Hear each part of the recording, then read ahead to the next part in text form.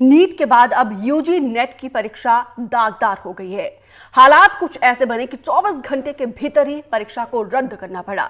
9 लाख से ज्यादा स्टूडेंट्स कड़ी मेहनत और उसके बाद एग्जाम देना उनका निरस्त हो गया है। एक के बाद एक पेपर लीक और एग्जाम पर सवाल खड़े उठ रहे हैं। देश के युवाओं के साथ इससे भी बड़ी त्रासदी आखिर क्या हो सकती है? एक तो नौकरियां नहीं, ऊपर से एग्जाम का ये हाल। क्या परीक्षा से जुड़े हमारे तमाम सिस्टम फेल हो चुके हैं? जिम्मेदार कौन लेगा? और साथ ही साफ सुथरी परीक्षा आखिर कैसे सुनिश्चित होगी? ये तमाम बड़े सवाल हैं।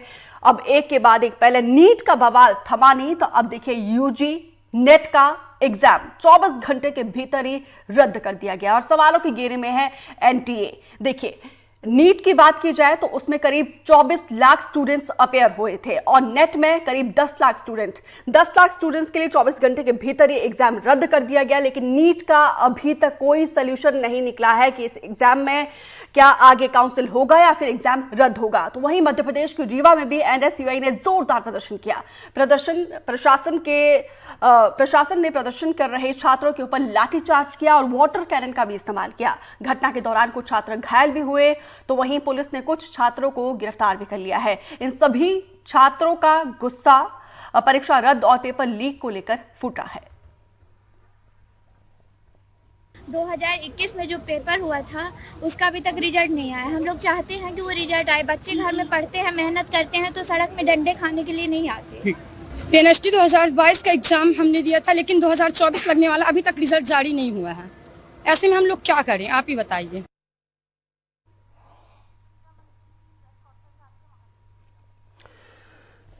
तो शिक्षा मंत्री की प्रेस कॉन्फ्रेंस आ रही है, चलिए आपको सीधा सुनाते हैं आखिर शिक्षा मंत्री क्या कह रहे हैं। नीरज पांडे, मेरा सवाल आपसे ये है, एनटीए को किस प्रकार के इनपुट मिले थे और क्या एनटीए के कुछ ऑफिसर्स या उनके कर्मचारियों का भी इस मामले में इन्वॉल्वमेंट है या कुछ कोचिंग संस्थानों का भी कुछ इन्वॉल्वमेंट नजर आ रहा है आपको? इनपुट यूनिवर्सिटी ग्रांट कमीशन को मिले थे I4C के द्वारा, जो कि मिनिस्ट्री ऑफ होम वेयर के अंदर काम करता है। वो इनपुट टेक्निकल नेचर के थे और प्राइमा फेसी ये अपीयर हुआ था कि exam it might have compromise. अभी तक किसी डायरेक्ट लेवल की बात नहीं हुई थी एंड ये प्रोगेटिव इन्वेस्टिगेटिंग एजेंसी का है कि they inquire the matter and check and possible collision at any level. We are again saying collision at any level if found. We are very much ready to take action against anyone. But ये matter अभी CBI को गया है. We should wait for their report. Thank you. Yes, please. Next question from आपसे please.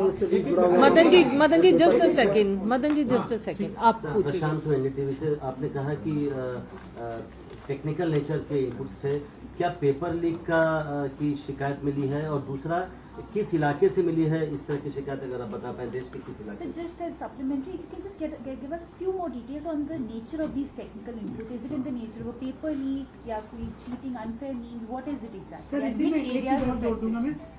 ये जब pen paper type का examination था, ये वाला नेट का, तो साइबर ने आपको इनपुट किस आधार पर दिया, मतलब उसका क्या मतलब हुआ, इससे तारतम्य में क्या इन दोनों बातों का?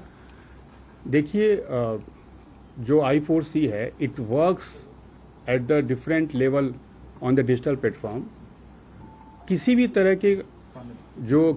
के आपके जो कम्युनिकेशन है कुछ हैं, उससे कुछ इंडिकेशन मिले थे, लेकिन चूंकि अभी मैटर इन्वेस्टिगेटिंग एजेंसी को दिया गया है, at this level if you disclose any detailing it में कॉम्प्रोमाइज द इन्वेस्टिगेशन।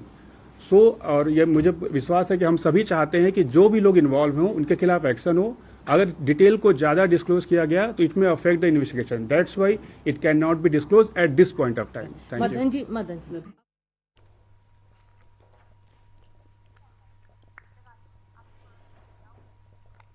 तो आप शिक्षा मंत्रालय को सुन रहे थे। मामला अभी सीबीआई को ट्रांसफर कर दिया गया है। जब यहां पे पत्रकारों ने सवाल पूछा तो उन्होंने कहा कि डिस्क्लोज अभी नहीं कर सकते क्योंकि मामला बेहद सेंसिटिव है। इस पर बातचीत करने के लिए एलीट मेहमानों का पैनल हमारे साथ जुड़ रहा है।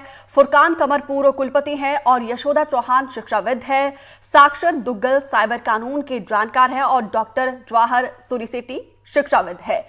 और आप सभी मेहमानों का हमारे साथ जुड़ने के लिए बहुत बहुत धन्यवाद। सबसे पहले फुरकान कमर जी, आपके पास आते हुए, क्योंकि आप पूर्व कुलपति हैं, बड़े बड़ी यूनिवर्सिटी में आप अपनी सेवाएं दे चुके हैं। सर, नीट के लिए करीब 24 लाख स्टूडेंट्स अपेयर हुए थे और नेट के लिए 10 लाख के आसपास। जब एक के बाद एक बिहार वाले मामले में इतने सबूत सामने आ रहे हैं, तो नीट मामले में फैसला क्यों नहीं लिया जा रहा है? जहां पे 10 लाख स्टूडेंट्स अपेयर हुए हैं तो 24 घंटे के अंदर एग्जाम को जो है कैंसिल कर दिया जाता है। देखिए, बात एक या दो परीक्षाओं की नहीं है, बात जो है वो जो एजेंसी टेस्ट करा रही है उसकी क्रेडिबिलिटी की है और हमारे विद्यार्थियों के भविष्य की है।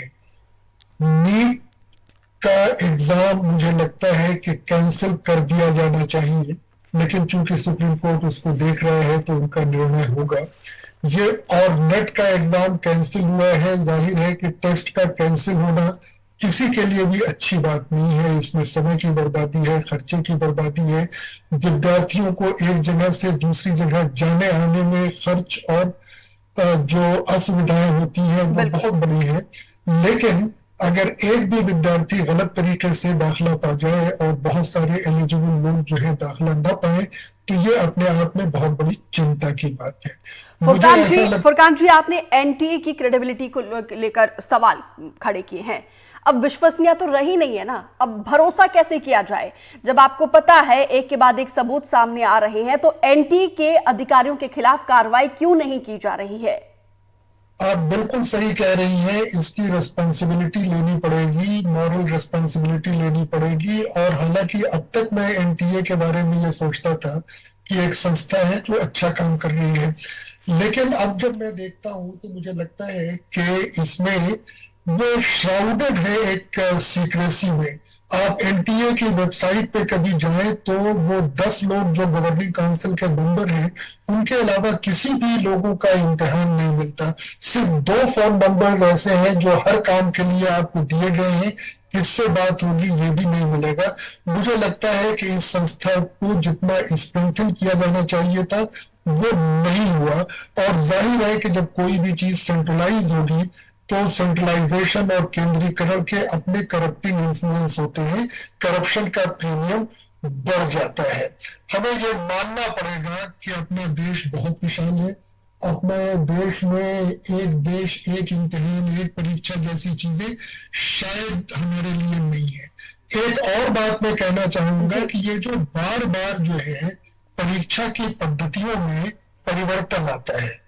1 साल पहले तक जो है वो नेट का एग्जाम कंप्यूटर बेस्ड हुआ करता था, फिर एग्जाम इस साल से जो है OMR बेस्ड हो गया, पेन पेपर का इम्तिहान हो गया।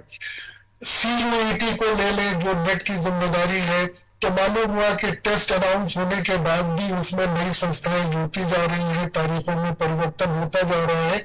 ये सब प्लानिंग की समस्याएं हैं मेरा ख्याल। तो कुल मिलाकर फुरकान कमर जी, सिस्टम का फेलियर और मिसमैनेजमेंट यहाँ पे साफ तौर पर दिखाई दे रहा है। जबरदस्त फेलियर है। अदरवाइज एक के बाद एक इस तरह के स्कैम 1 साल नहीं बल्कि कई सालों से जो आ रहे हैं वो बहुत चिंता का विषय है और लोगों को यानी हेड्स मस्ट गो और मिनिस्ट्री को इस पर संज्ञान लेना चाहिए और कुछ लोगों को तो अपनी मॉरल रिस्पॉन्सिबिलिटी लेकर के इस्तीफा दे देना चाहिए। इस्तीफा आज एनएसयूआई के द्वारा, छात्रों के द्वारा यही मांग की जा रही है। लेकिन देखिए किस तरीके से एक के बाद एक बयान सामने आ रहा है। यशोदा चौहान जी, यहाँ पे फुरकान साहब ने कहा है कि हमारे देश की दाग जो है पूरी दुनिया मानती है। जिस तरीके से हमारी प्रतिभा को, खासतौर पर डॉक्टर्स और टीचर्स को, क्योंकि नेट कि जो स्टूडेंट्स क्वालिफाई करते हैं वो आगे टीचर्स बनते हैं, प्रोफेसर बनते हैं यूनिवर्सिटी में, जो राष्ट्र के निर्माता होते हैं, और डॉक्टर को धरती पर भगवान का दर्जा दिया जाता है। उनकी परीक्षा में ही ऐसी धांधली होगी तो हम कैसे राष्ट्र का निर्माण करने जा रहे हैं? निश्चित रूप से कुलपति साहब जी ने जो कहा वो एकदम सही है कि इस तरह से राष्ट्र के निर्माता बनाने की तैयारी की जाती है और परीक्षाएं ली जाती है, वो उसके अंदर इस तरह की धांधलियां हो जाती हैं, पेपर लीक हो जाता है। 18 को पेपर हुआ, 19 को लीक हो गया और उसको कैंसिल भी कर दिया गया। तो बच्चों के भविष्य के साथ खिलवाड़ कर रही है ये एजेंसियां, इनके खिलाफ सख्त से सख्त कार्रवाई क्यों नहीं होती?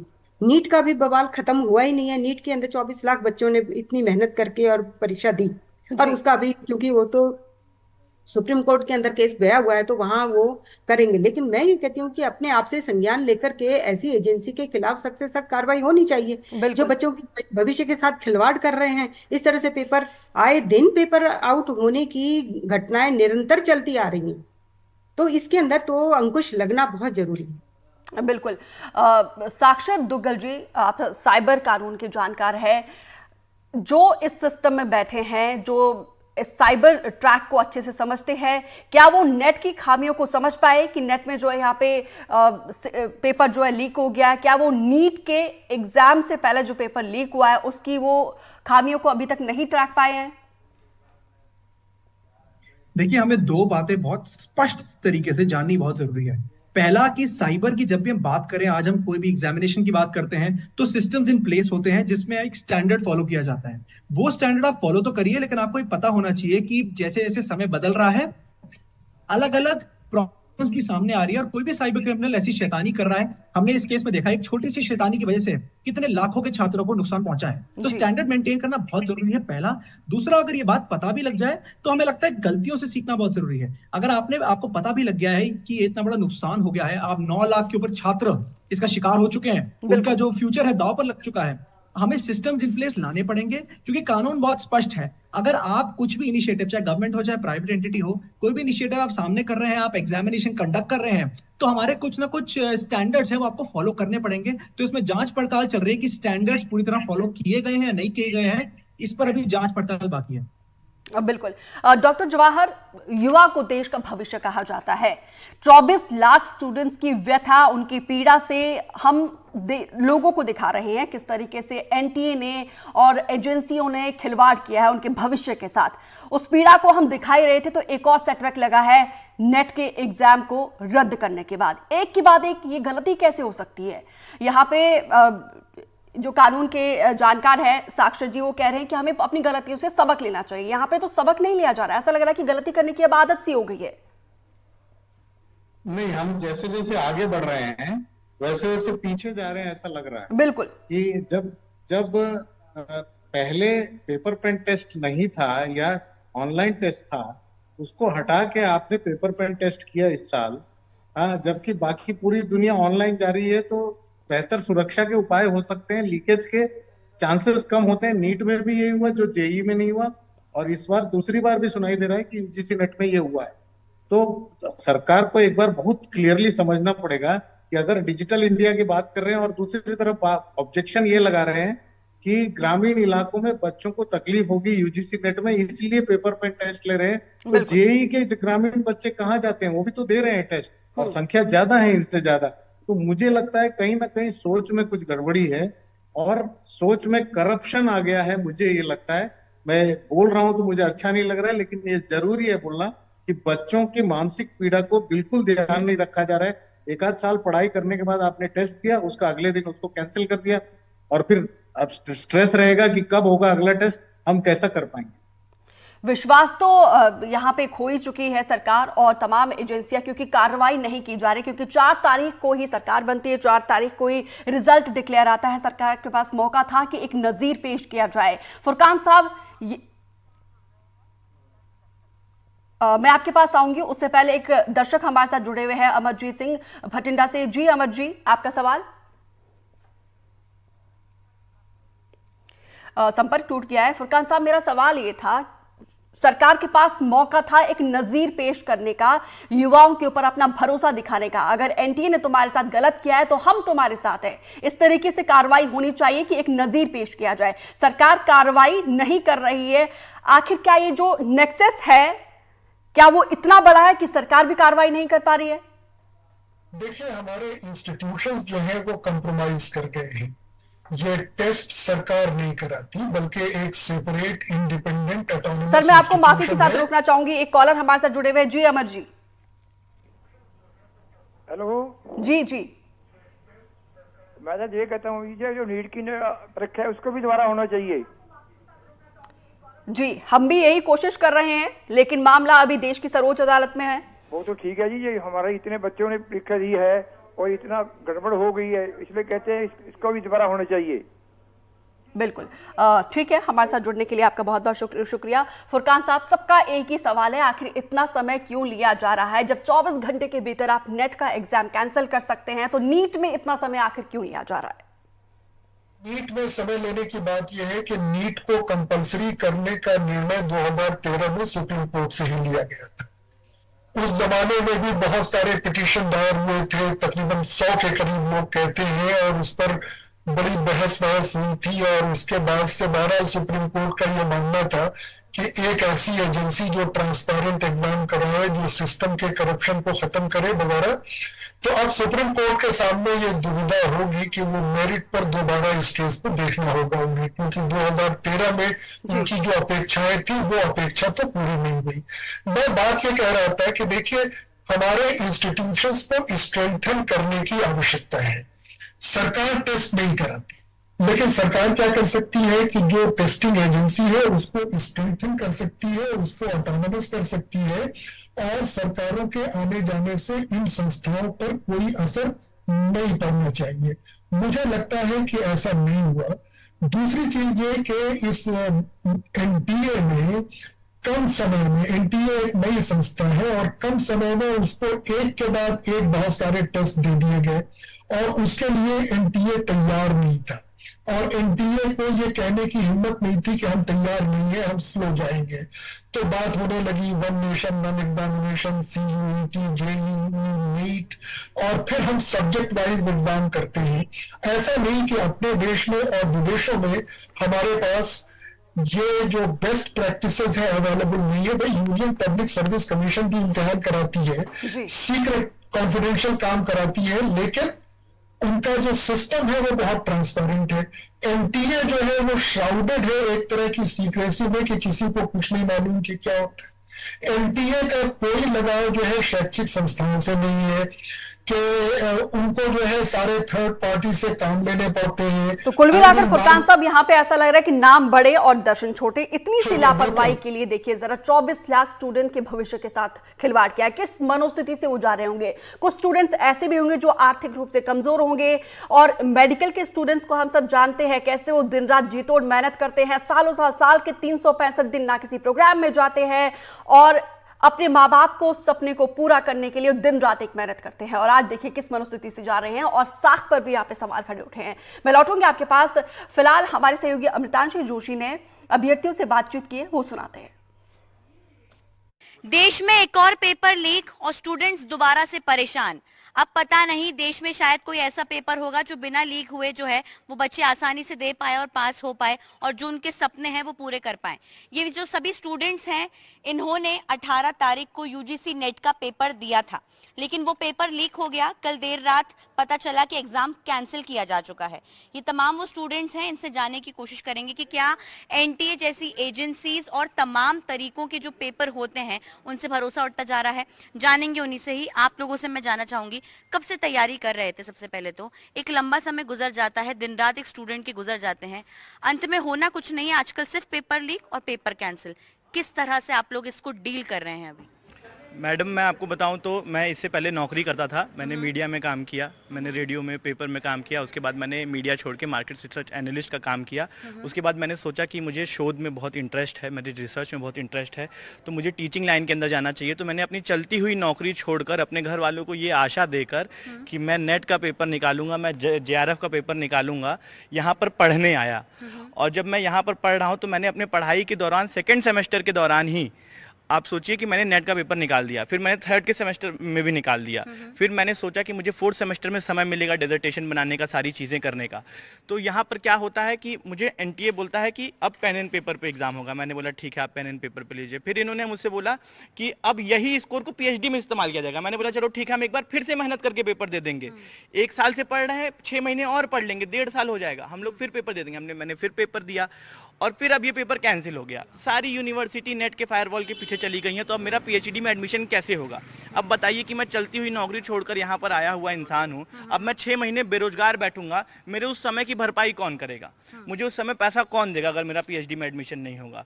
तो अगर एनटीए से नहीं हो पा रहा है, अगर एनटीए नहीं कर पा रही है ये चीज़, तो आप छोड़ दीजिए, समय की भरपाई नहीं हो पाएगी, मुझे लगता है उसकी भी भरपाई नहीं हो पाएगी। जो मेहनत आप लोग करते हैं या कोई भी स्टूडेंट करता है वो मेहनत तो जाया गई। अब आगे क्या होगा, पेपर दोबारा होगा या नहीं होगा ये किसी को नहीं पता।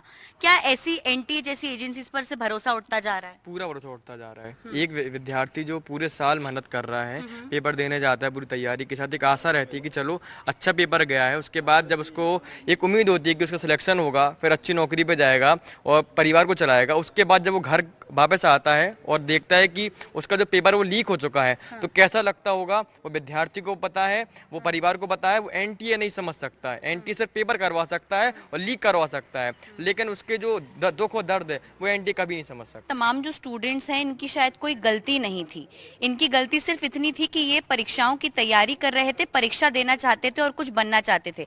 लेकिन कुछ लोग देश में ऐसे होते हैं जिनका जो है काम बिना शॉर्टकट के हो नहीं पाता और उसका रिजल्ट होता है पेपर लीक। और पेपर लीक के बाद ये तमाम वो स्टूडेंट्स हैं जो कि परेशान होते हुए नजर आते हैं। अब इनके सवाल हैं कि ये कहाँ जाएंगे, आगे क्या होगा, और इन सवालों के जवाब इनके पास है नहीं। और शायद इसी सवाल के जवाब ढूंढने की कोशिश में अब ये चलते रहेंगे और सवालों के जवाब ढूंढते ढूंढते सरकार से भी भले ये जो सवाल कर रहे हो उनको लेकर जो इनके जवाब पता नहीं कब तक मिलेंगे। भोपाल से कैमरा पर्सन अभिषेक सिंह के साथ अमृतांशी जोशी, एनडीटीवी।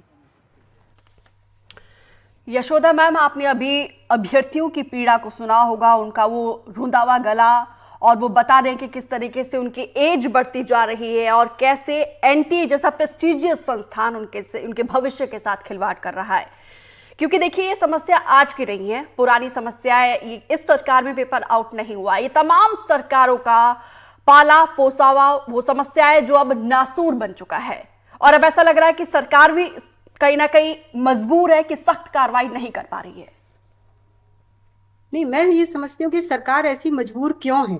जब उनको वोट लेने होते हैं तो वो यूथ के पास जाती है, बिल्कुल जाती है और उनसे हर तरह के वादे करती है, और उसके बाद जब इस तरह की हरकतें हो जाती हैं तो सरकार जो है वो पल्ला झाड़ के बैठ जाती है। ऐसा संभव नहीं होगा। बच्चों का दर्द समझना होगा, इनके परिवार के सदस्यों का दर्द समझना होगा। मैं देखती हूँ कि बच्चे जो हैं वो पैदल जाते हैं कोचिंग लेने के लिए ऐसी गर्मी के अंदर, और कई बच्चे पैदल ही जाते हैं, आते हैं जाते हैं। कई माएँ जो है वो रात के 9-9 बजे अपने बच्चों को छोड़ने जाती है, और इतनी पीड़ा को सहन करने के बाद में वो इस उम्मीद से एग्जाम दिलवाते हैं कि हमारा बच्चा सक्सेस होगा, और इतनी लाखों के रुपए की फीस अदा करके और वो उम्मीद लगाते हैं। तो ये उम्मीद उनकी ना उम्मीद नहीं बननी चाहिए। हम सबको और सरकार को भी इसके अंदर भागीदारी लेनी चाहिए। जब वो वोट मांगने जाती है तो वो इन बच्चों की पीड़ा क्यों नहीं समझती है। इन बच्चों की पीड़ा समझ करके एनटीए जिसने जो ये घोर अपराध किया है उसको सख्त से सख्त कार्रवाई होनी चाहिए, उनको ब्लैकलिस्ट में डाल देना चाहिए, और ब्लैकलिस्ट में डाल करके नए जो है और भी तरीके से एग्जाम कंडक्ट करवाना चाहिए। बिल्कुल कार्रवाई होनी चाहिए। लेकिन डॉक्टर जवाहर, सुप्रीम कोर्ट ने जी देश की सर्वोच्च अदालत ने कहा था कि 0.001% पे अगर धांधली हुई तो सख्त कार्रवाई की जाए। कार्रवाई क्यों नहीं हो रही है? क्या बिना पेपर लीक के अब कोई एग्जाम कंडक्ट होगा या नहीं होगा? क्योंकि संशय तो यही बना हुआ है। अब नीट का ले लीजिए, आप 4 तारीखों पे उनका रिजल्ट डिक्लेयर हो गया था और आज तक जो है वो 8 जुलाई को उनका फैसला होना है। काउंसलिंग कब होगी, कब बच्चे जाएंगे? मतलब आप देखिए, जो बच्चे एक ही सेंटर के बच्चों के 720 नंबर आ रहे हैं, 100% नंबर आ रहे हैं, ये कैसे हो सकता है? संभव भी नहीं है। ठीक है मैम। सर डॉक्टर जवाहर, मेरा सवाल आपसे था। अच्छा, ये एक विडंबना ये है कि पब्लिक एग्जाम बिल अभी पास हुआ है फरवरी में जी, जिसमें ये कहा गया है कि दंडित किया जाएगा 10 लाख रुपए और कैद के हिसाब से, और वो बिल आने के बाद भी उसको लागू नहीं किया जा रहा है। इस तरह के एग्जाम इन्हीं के लिए बना हुआ है कि इस तरह के लोग जो करप्ट हैं उनके लिए बना हुआ है ये बिल। एक दूसरी बात ये है कि ये बच्चे जो हैं, जो पीड़ित हैं, हाँ वो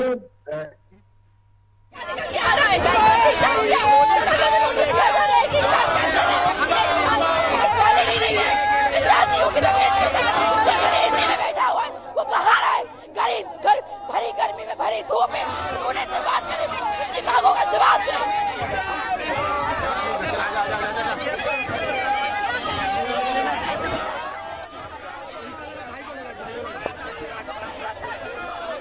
तो ये युवा देश का भविष्य, जिनके भविष्य के साथ खिलवाड़ किया गया।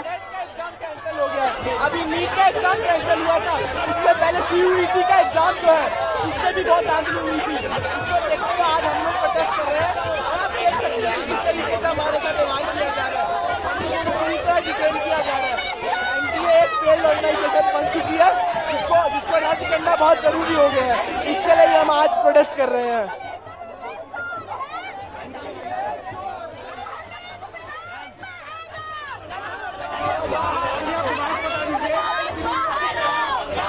तो यहाँ पर देखिए सुबह से ये प्रदर्शन की तस्वीरें निकलकर सामने आ रही है। तपती झुलसती गर्मी, तापमान 40 के पार है, 45 के आसपास है। Police are not even, they are like hampering our right to protest for the like atrocity they are shooting. So the authority should come out and responsible for the students. They are not like able to write the exam. It's very obvious how much effort to write an exam. The money, the time, the effort they have put in all our face right now. The authority should be responsible for this, and the NTA should be. I don't know what is the NTA is doing. They don't know how to conduct even one exam. So this should be done forever. The students should get justice against this.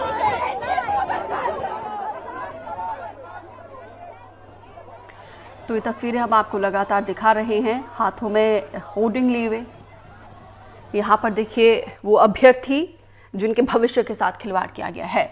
Doctor Jawahar, अभी आपने इन अभ्यर्थियों की पीड़ा को, उनकी वेदना को आपने सुना होगा, वो कह भी नहीं पा रहे हैं। एनटीए में सिद्धांत नाम की कोई चीज नहीं है, ये तो समझ आ गया है। अब क्या कोई जो हुक्मरान है, जो सियासतदान है, उनको इन स्टूडेंट्स का, इन अभ्यर्थियों का कोई इमोशन नहीं दिखाई दे रहा है? ऐसे में जो स्टूडेंट्स कुछ ऐसे भी होंगे जिनका मेंटल कंडीशन उस लेवल पर होगा कि वो खौफनाक कदम तक उठाने के लिए सोच रहे होंगे। जाहिर सी बात है, ये ऐसे गलत ख्याल आते हैं।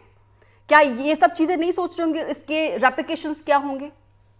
नहीं, मैं आपको एक वाकया बताना चाहता हूँ। आज सवेरे 5:30 बजे मेरे पास कॉल आया जी। और वो बच्ची रो रही थी और ऐसे वक्त मुझे लग रहा था कि वो उसी वक्त कोई ना कोई कदम उठाने वाली है। उस बच्ची को मैंने बोला अभी जाके सो जाओ, मैं तुमसे सवेरे बात करूंगा। इस तरह के मुझ तक पहुंचने वाले बहुत लोग हैं। लेकिन जो नहीं पहुंच पाते वो भी इतने होंगे जिनको पैसे, समय, सब चीज की बर्बादी हुई है, और इसकी जिम्मेदार वही लोग हैं जो ये एग्जाम कंडक्ट कर रहे हैं। और फिर भी जो है इतना बवाल होने के बावजूद अभी तक कोई सख्त कदम नहीं उठाया जा रहा है। साक्षर दुग्गल जी, आखिर फेलियर किसका है? कौन जिम्मेदार है?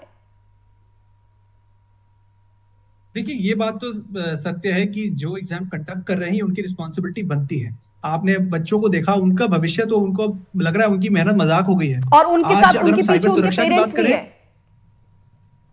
बिल्कुल, उनके पेरेंट्स भी हैं। और ये साथ ही साथ अगर आप इतना बड़ा एग्जाम कंडक्ट करते हैं ऐसे मेडिकल प्रोफेशन के लिए, तो आपको अपने स्टैंडर्ड्स देखने बहुत जरूरी हैं। इसमें जांच पड़ताल करनी भी जरूरी है, क्योंकि एक बात सत्य है कि अगर आपने स्टैंडर्ड फॉलो नहीं किए, as Supreme Court also has said कि अगर आपने 0.01% की भी गलती है तो आप लाइबल वहां होंगे, क्योंकि इतने बच्चों के भविष्य के सांथ मजाक करने का अधिकार किसी को भी नहीं है।